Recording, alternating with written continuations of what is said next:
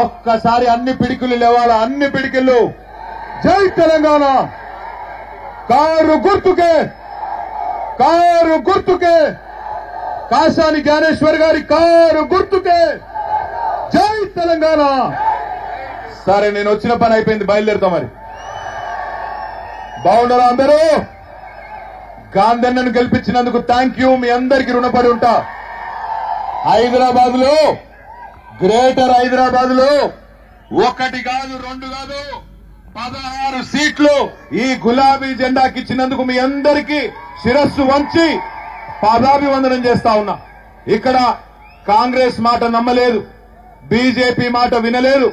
4.5 నెలల కిందట ఎన్నిక జరిగినప్పుడు గ్రేటర్ హైదరాబాద్ ప్రజలు ఎవరు ఎన్ని చెప్పినా మా కేసీఆరే మాకు కావాలి, ఆయననే ముఖ్యమంత్రిగా ఉండాలి అని ఒక్క సీటు కూడా కాంగ్రెస్ కి ఇవ్వకుండా ఒకే ఒక్క సీటు బీజేపీకి ఇచ్చి మరి అఖండమైన మెజారిటీనిచ్చి మీరు అద్భుతమైన తీర్పునిచ్చినారు.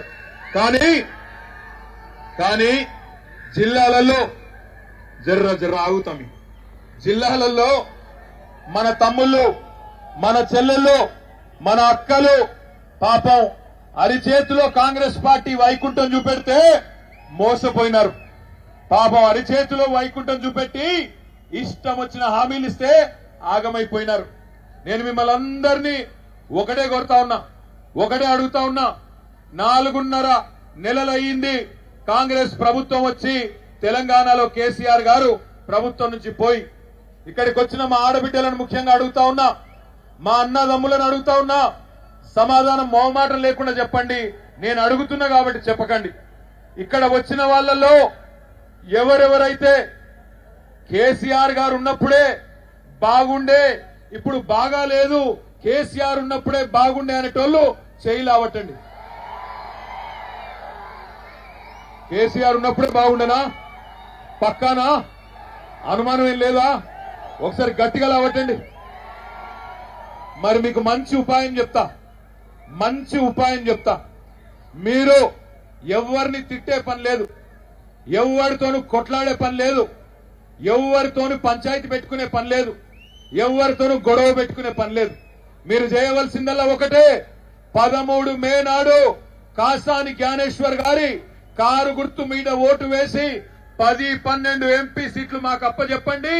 6 నెలల లోపల తిరిగి కేసీఆర్ గారు ఈ రాష్ట్ర రాజకీయాన్ని శాసించే పరిస్థితి వస్తుంది. నేను అంతకంటే ఎక్కువ చెప్పను. 10-12 పార్లమెంట్ సీట్లు మాకు అప్పచెప్పండి. అందులో చేవెళ్లలో కాసాని జ్ఞానేశ్వర్ గారి కారు గుర్తు కోటేయండి. నేను మిమ్మల్ని కోరేది ఒకటే, మనసు నిండా కేసీఆర్ మీద ప్రేమ ఉంది మీకు. మరి ప్రేమ ఉన్న వాళ్ళు దయచేసి వేరే వైపు చూడకండి, వేరే పార్టీ గురించి ఆలోచన చేయకండి. ఎందుకంటే ఇక్కడ 3 పార్టీలు ఇవాళ ఎన్నికల బరిలో ఉన్నాయి. కాంగ్రెస్ పార్టీ అరిచేతిలో వైకుంఠం చూపెట్టి, మోచేతికి బెల్లం పెట్టి, నోటికొచ్చిన హామీలు ఇచ్చి అలవిగాని మాటలు చెప్పి అలా అధికారంలోకి వచ్చింది. ఫ్రీ బస్ అన్నారు, తులం బంగారం ఇస్తామన్నారు, నెలకు 2500, పెద్ద మనుషులుంటే 4000, ఆడపిల్లలకు స్కూటీలు వచ్చినాయా? ఇవన్నీ వచ్చినాయా రాలేదా? అస్సలు రాలేదు కదా. మరి కాంగ్రెస్ పార్టీకి కర్రు కాల్చి వాత పెట్టాలన్నా వద్దా? బరాబర్ పెట్టాలి. అట్లయితేనే పిచ్చవాగుడు వాగుతున్న రేవంత్ రెడ్డికి బుద్ధి వస్తుంది. అదే విధంగా మరొక పార్టీ భారతీయ జనతా పార్టీ 10 ఏళ్ల నుంచి కథలు చెప్తూ నడిపిస్తా ఉన్నాడు బడాబాయ్. ఏం చెప్తున్నాడు? భాइयों बहनों मित्रों आप सब लोग जन धन खाता खोलो, मैं धन 15 लाख डाल देता हूं అన్నాడా? పడ్డాయా 15 लाख? ఎవడికి రాలేదు. దేశంలో 15 लाख రాలేదు. 2 కోట్ల ఉద్యోగాలు అన్నాడు, అది రాలేదు.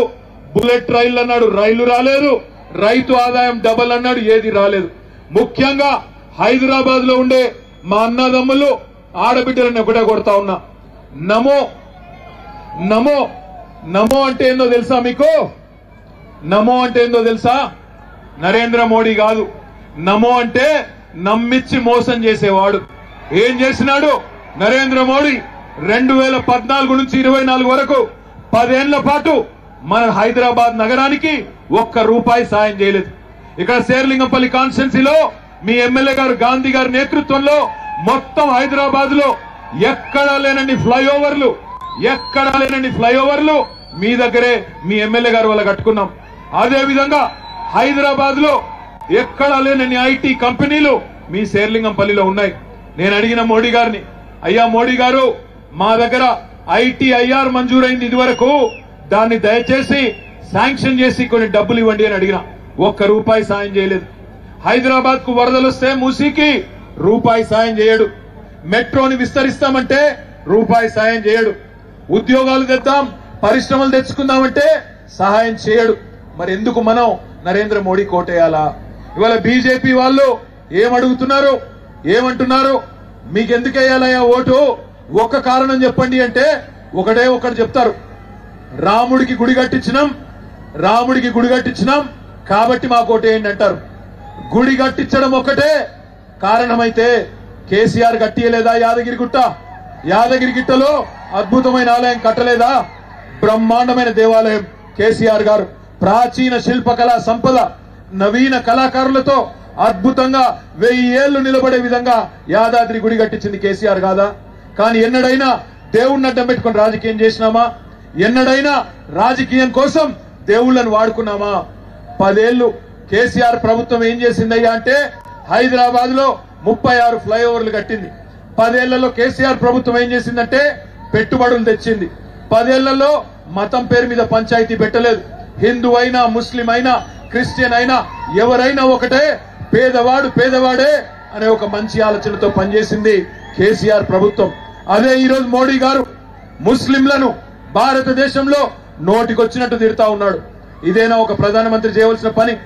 ఇదేనా 10 ఏళ్లు ప్రధానమంత్రిగా పనిచేసిన వ్యక్తి మాట్లాడవలసిన మాటలు? ఆలోచించండి.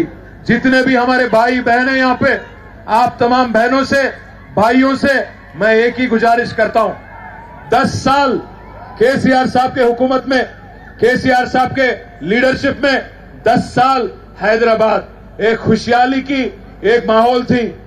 एक अमन पसंद चीफ मिनिस्टर थे केसीआर, जो कभी मजहब के नाम पे सियासत नहीं करते थे. इस वजह से आज पूरे मुल्क में अगर कोई ऐसी रियासत है जहां हर किसी का रीतो रिवाज का इज्जत दिया जाता है तो सिर्फ और सिर्फ तेलंगाना है. आज इस मुल्क में एक वजीर आजम है जो खुलेआम आपकी नजरअंदाज करते हैं. आज इस मुल्क के वजीर आजम नरेंद्र मोदी खुद कह रहे हैं कि वोट के नाम पे जिहाद चल रहा है. इसलिए भाइयों में एक ही चीज कहना चाहता हूं, मोदी को रोकने की ताकत अगर आज तेलंगाना में किसी में है तो सिर्फ और सिर्फ केसीआर में है. 2014 में बीजेपी को रोकने वाला तेलंगाना में केसीआर ही थे.